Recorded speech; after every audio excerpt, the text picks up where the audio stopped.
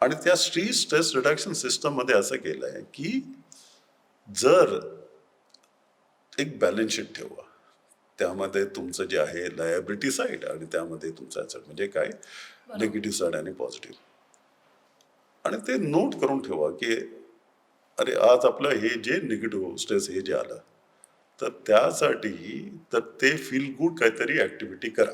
आता feel good activity म्हटलं, तुम्ही जर मेडिटेशन केलं की ब्युटिफुल फील गुड, एवढं मस्त वाटतं ते मेडिटेशन. ब्रीथिंग एक्सरसाइज आहे ते फील गुड असतं. आणि एवढं जाऊ दे, एक सिम्पल काय माहिती आहे का, की तुम्ही नळामध्ये गेला आणि तोंडाला पाणी लावलं आणि येतं हे सगळं स्प्रेड केलं, एवढं मस्त फील गुड वाटतं ना. हा, किंवा काही चांगलं जेवलं तरी फील गुड. ओके, जाऊन एका मुलाला मिठी मारली किंवा हे जे केलं की त्यामध्ये ते ऑक्सिटोसिन एवढं मस्त वाटतं आपल्याला, एवढं ते चांगलं वाटतं.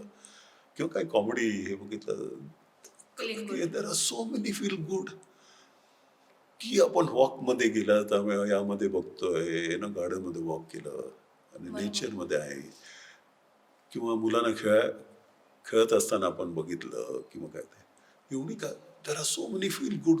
तुम्ही त्याचा ते विचार करू शकता. जर असं असेल तर त्याला इमिजिएट तुमचं कॉर्टिझॉल जर रिलीज होत असेल, तर हे जे आहे की हे तुमचं आपलं फील गुड, आपलं हे जे जे रिलीज आपलं हे जे करा.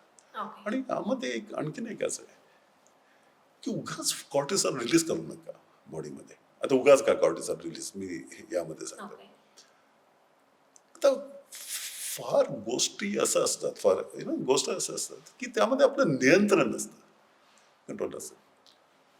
हे आपलं झालं, सपोज आपण बाहेर आलो, ओके, एक सिंपल आता आहे, जरा पोल्युशन झालं, पोल्युशन हे जे आहे, अरे तुम्ही आणि मी अपसेट होऊन काय होणार त्यामध्ये?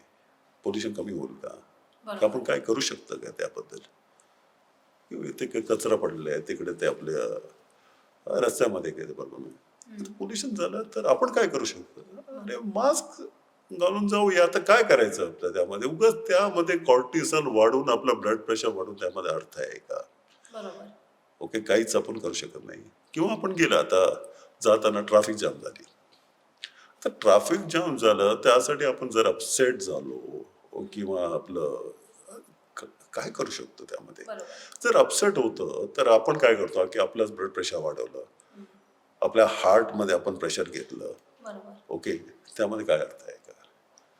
तर त्यापेक्षा जर झालंय की तुम्ही ते कानामध्ये हे माईक घाला आणि म्युझिक ऐकत राहा, काहीतरी पॉडकास्ट ऐका,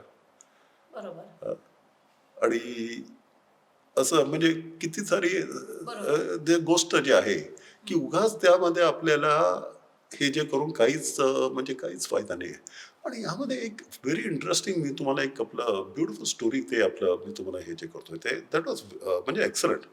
आपलं काय माहिती आहे की बॉसचं किटकिट, यांचं किटकिट, घरातलं किटकिट, किटकिट सुद्धा द्या हे जे असतं. तर आमच्या या वडाळमध्ये there is a Bengali lady, ती आपली लोअरमध्ये काम करतात. आता वडालाच म्हणजे एल्फिस्टनचं ब्रिज आपला हे होण्यामध्ये वडालामध्ये ते ट्रॅव्हलिंग लेट होतं, आणि ते त्यांची जॉईंट फॅमिली आहे. आणि रात्री आला की एक तर ऑफिसचं किटकिट, आणि रात्री आला की सासूमाईंचं किटकिट किटकिट सगळं जे चालू होतं. तर त्याचं त्याला तरी या बाईंचं काहीच म्हणजे काही टेन्शन नाही, काय म्हणजे हॅपी, म्हणजे रिलॅक्स. आणि सासूबाई काहीतरी बोलत असतं तरी तिच्या यामध्ये ते स्माईलच आहे. आता मला या स्ट्रेसमध्ये म्हणजे कोण काय करतात त्याची मी रिसर्चसाठी मी एक आपलं सेटअपच केलं, स्ट्रेस रिसर्च इंडिया म्हणून मी ते चालू केलं त्यामध्ये. आणि मला ते सगळं कसं तुम्ही स्ट्रेस कमी करतात तर मी ते त्यांना बोलत होतो.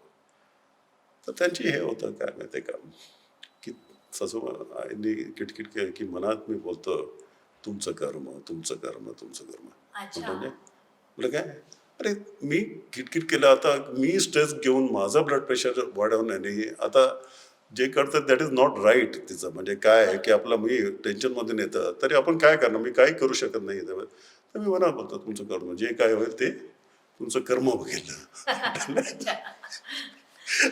ऑफिसमध्ये बॉस सुद्धा असं केलं तर टेन्शन घेतलं. हे बघ, गुड बॅड ऍग्री मी हे सांगत नाही की दॅट्स अ गुड.